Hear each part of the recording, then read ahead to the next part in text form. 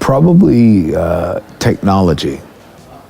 Technology has always been a blessing and a curse.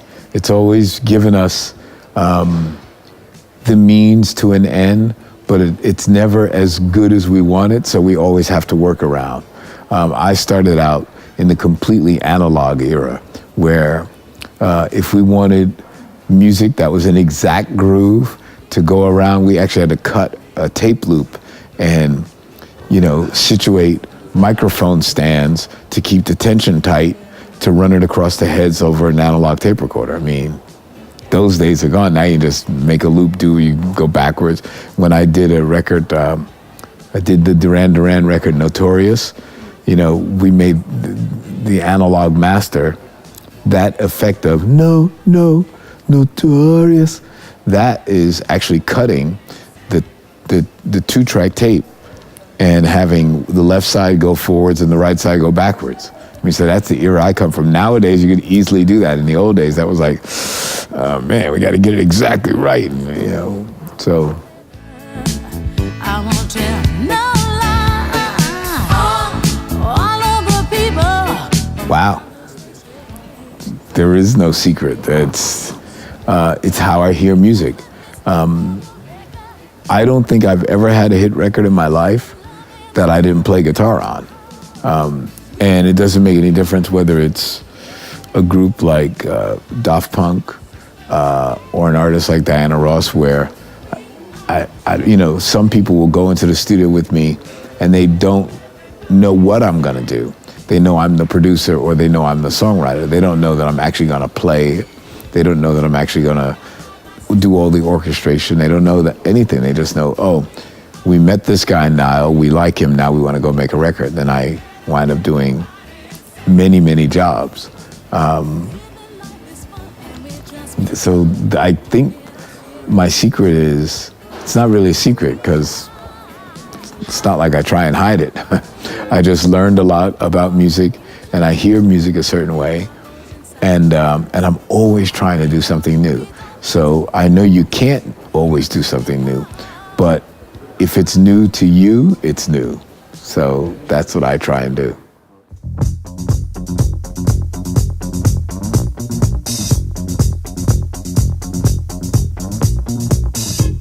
It's famous to me. Yeah. Can you tell us something about that guitar? Yeah, it's a 1959 Fender Stratocaster. It was a 1959 neck with a 1960 body. So I always call it a 59/60 because it's half and half. When I think about my instrument, I don't know what part of it is the most important. Fender is now making a replica of it, and they're trying to make it sound exactly the same. And we've been working on this for years. And just about 3 weeks ago, I told them that it seems like one of the biggest factors in the way my guitar sounds is the actual overall mass of the guitar. It almost, not only does it have to be the same dimensions, but the weight of the guitar has to be exactly the same. Because, the way that I proved this was I took electronics. They had 3 different sets of electronics, and they put it in my guitar. 2 out of the 3 sounded really good, almost exactly as my electronics that are in it. But 1 of the 3 didn't sound good. So what does that say to me? That sounds that you could almost put any electronics in there that's close to my electronics and it'll sound right. But when we took my electronics and put it in their guitar that they made that was supposed to be like mine, none of the electronics sounded right. So we'll get it right sooner or later, but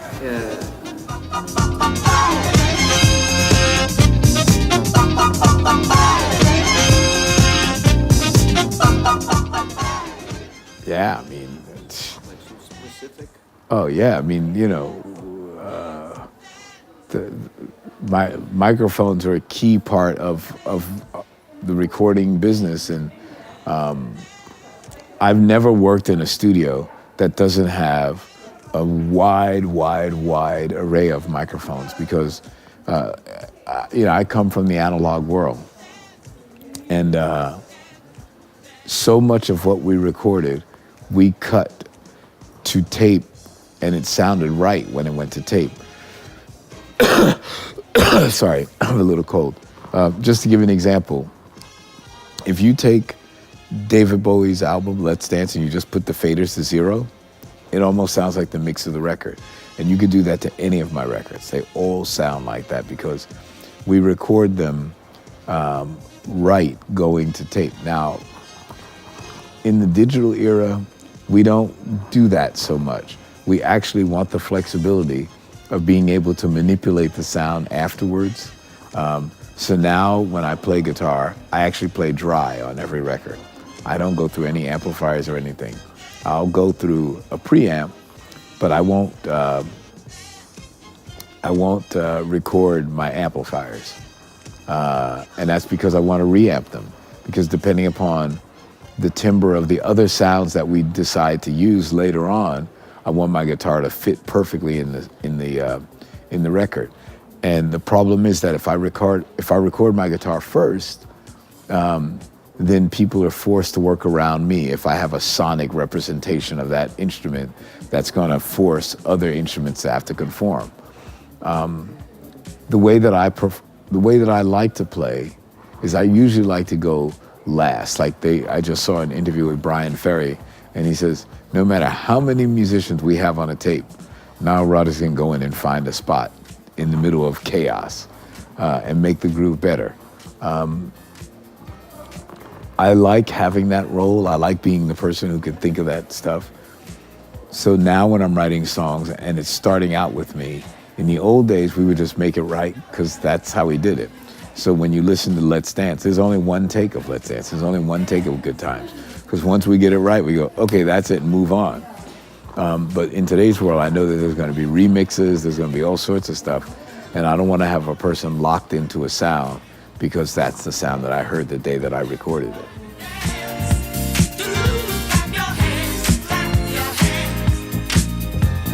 Music. Oh yeah, sure. Do you have favorites?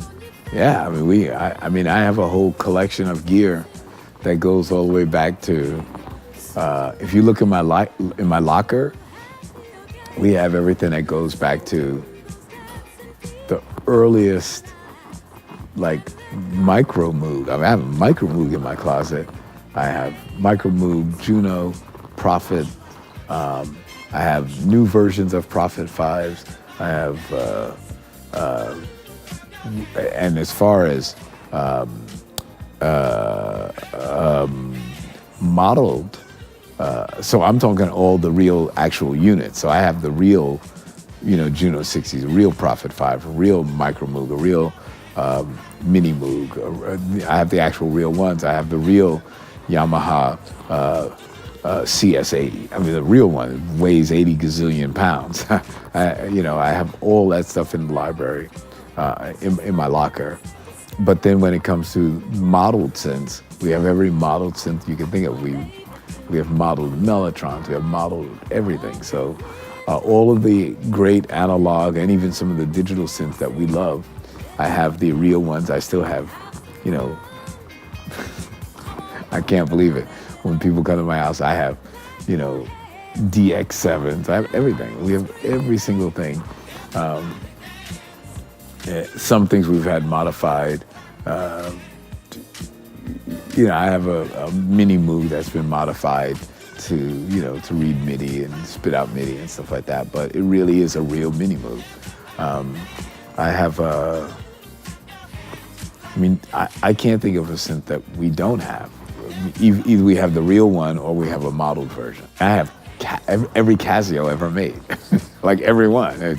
You come to my house, you see CZ this, C. I mean, every one. It's almost a joke, because I have synths that when they came out, we hated them, and now everybody loves them.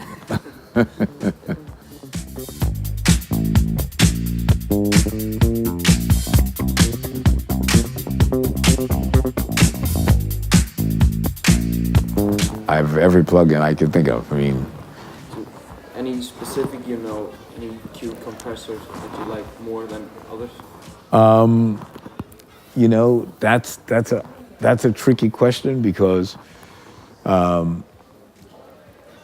I still like our old compressors, and because I have all that stuff, I mean, I have everything. I still have everything. I have my Neve compressors. I have LA2. I mean, I have everything. So either I have the real ones, like I said, or we'll get we'll get the software versions. And some of the software versions are amazing. They really sound like the other day we were laughing at the what's the Roland Space Echo, but not the real Roland Space Echo, the software version. And in the old days, the real Roland Space Echo, every time you would use it, you push in all the buttons. And even on the software version, we push all the buttons in because that's how it works. And it sounds exactly the same. We were laughing because it's like if you don't use all the buttons pushed in, you don't like it. And we always would say, what is it doing? I don't quite know, but if you take it off, you can tell the difference. Yeah.